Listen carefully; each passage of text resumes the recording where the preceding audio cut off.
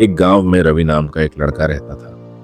रवि मेहनती था, लेकिन हमेशा किस्मत को कोसता रहता। उसे लगता था कि उसके साथ कभी कुछ अच्छा नहीं होता। जब भी कोई काम शुरू करता, बीच में ही छोड़ देता, क्योंकि उसे लगता था कि मेरे नसीब में कुछ बड़ा करना लिखा ही नहीं। एक दिन गांव में एक बुजुर्ग साधु आए।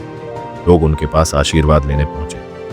रवि भी गया, लेकिन उसने साधु से कहा, बाबा, मैं कितना भी मेहनत कर लूं, कुछ बदलता ही नहीं। शायद मेरी किस्मत ही खराब है।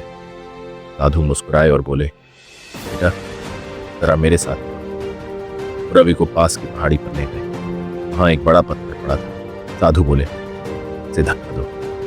रवि ने कोशिश की, पत्थर हिला तक स्टोर। उसने हार मान ली। साधु बोले, तुम हर दिन इस पत्थर को धक्का देना, एक हफ्ते बाद फिर मिलना। रवि को बात अजीब लगी, लेकिन उसने वैसा ही किया। रोज पत्थर को धक्का देता रहा। एक हफ्ते बाद साधु फिर आए और पूछा, क्या पत्थर हिला? रवि बोला, नहीं बाबा, पत्थर तो वैसे का वैसा है। साधु बोले, लेकिन जरा अपने हाथ और कंधे देखो, तो उनमें ताकत नहीं आई? तुम्हारा आत्मविश्वास नहीं बढ़ा? रवि ने गौर किया और सच में उसके हाथ मजबूत हो गए थे। सोच में पड़ गया। साधु ने कहा, बेटा, जिंदगी में कई बार हालात नहीं बदलते, लेकिन जब तुम लगातार कोशिश करते हो, तुम खुद बदलते हो।